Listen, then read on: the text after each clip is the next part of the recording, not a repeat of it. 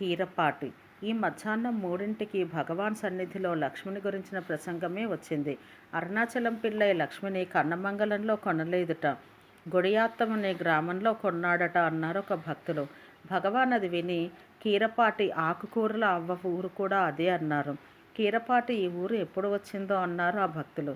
భగవాన్ చిరునవ్వుతో, ఏమో, నేను అరుణాచలేశ్వరాలయంలో ఉన్నప్పటికీ ఆమె కొండ మీద ఉంటూ అప్పుడప్పుడు నన్ను చూసిపోయేది. నేను విరూపాక్ష గుహకు వచ్చిన వెనుకనే బాగా స్వతంత్రం ఏర్పడ్డది. అప్పుడు ఆమె గుహ నమశివాయ మండపంలో ఉండేది. అప్పుడు ఆ మండపం ఇంత బందోబస్తుగా లేదు. కర్ర తలుపు, కర్ర గడియ ఉండేవి. ఆమెకేమీ సామాను ఉండేది కాదు. ఒకే కుండ ఉండేది. దానితోనే స్నానానికి నీళ్లు కాచుకొని వెనక దానితోనే కూర, అన్నం అన్నీ వండేది. ఎన్ని చేసినా ఒక్క కుండే. ఉదయాత్పూర్వమే లేచి కొండంతా తిరిగి ఏవో కూరలు తెచ్చేది. మంచి రుచిగా వండి పట్టెడుకు పైగానే తెచ్చి, కొంచెం తిని స్వామి అనేది. ఒక్కనాడైనా నాగాలేదు. నేను అప్పుడప్పుడు వెళ్ళి కూర తరిగే వంటకు సహాయం చేసేవాణ్ణి. నా మీద మంచి నమ్మకం అని సెలవిస్తూ భగవాన్ ఉత్సాహంతో, ఆమె రోజు టౌన్కి పోయి ఇంటింటా బిచ్చమడిగి నూకలు, బియ్యము, పప్పు అన్నీ తెచ్చి ఒక బాణలో పెట్టి ఒక్కొక్క నాడు ఆ నూక, పప్పు కలిపి గంజి కాచి ఆకుకూరతో తెచ్చి, సామి నిన్న ఒక పుణ్యవతి రవంత నూక ఇచ్చింది. ఆ కాస్త గంజి కాచి తెచ్చాను సామి అనేది. నాకేమీ తెలియదని ఆమె ఊహ. నేను ఆమె లేనప్పుడు ఆ మండపం తలుపులు తెరిచి బాణలో చూస్తే మూటలు మూటలుగా సరుకుండేది. అయితే నా మీద మహానమ్మకం. ఆ మండపంలోకి మరెవ్వరినీ రానిచ్చేది కాదు. నాకే ఆ స్వాతంత్రం. ఒక్కొక్క నాడు ఏ ఆకు దొరకపోతే విచారంతో కూర్చునేది. నేనప్పుడు అక్కడున్న ఆ చింత చెట్టు ఎక్కి చిగురు కోసి ఇచ్చేవాణ్ణి. ఎలాగైతేనేమి నాకు కూర పెట్టింది తానేది తినేది కాదు. స్వామికి ఆ కూర ప్రియం, ఈ కూర ప్రియం అంటూ ఏమేమో కూర తెచ్చేది. మహాభక్తి, శ్రద్ధను. 80 ఏండ్ల వయసై కూడా కొండంతా తిరిగేది. నేనక్కడికి పోక పూర్వం కూడా ఆమె ఒంటరిగా ఉండేది అని సెలవిచ్చారు. ఆమెకేమీ భయం తోచేది కాదు కాబోలు అన్నాను. ఆహా, భయం ఎక్కడా? ఒకనాడు ఏమైందనుకున్నారు? నేనెందుకో స్కందాశ్రమం వెళ్ళి అక్కడే ఉండిపోయాను. పళనిస్వామి విరూపాక్ష గుహలోనే ఉన్నాడు.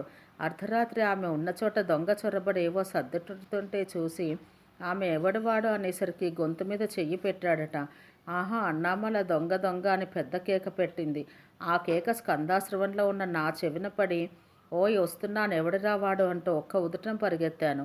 విరూపాక్ష గుహ వద్దకు వచ్చి పళనిస్వామిని పిలిచి, ఏమది అంటే, కీరపాటి గుహ దగ్గర ఉండి ఏదో ఒక కేక వినబడ్డది, కానీ నా స్మరణ చేసుకుంటున్నది కాబోలనుకున్నానన్నాడు.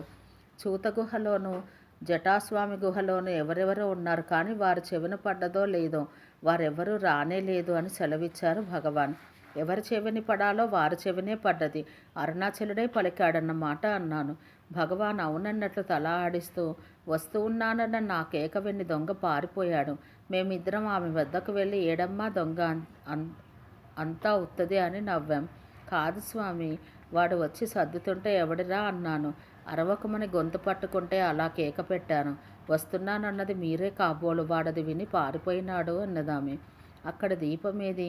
ఒక కొరని ముట్టించి చుట్టుపక్కల చూస్తే బాణ అటు ఇటు చిమ్మిన చిన్న చిన్ని మూటలు ఉన్నవి. అప్పుడు నిజమేనని అనుకున్నాం అని సెలవిచ్చారు భగవాన్.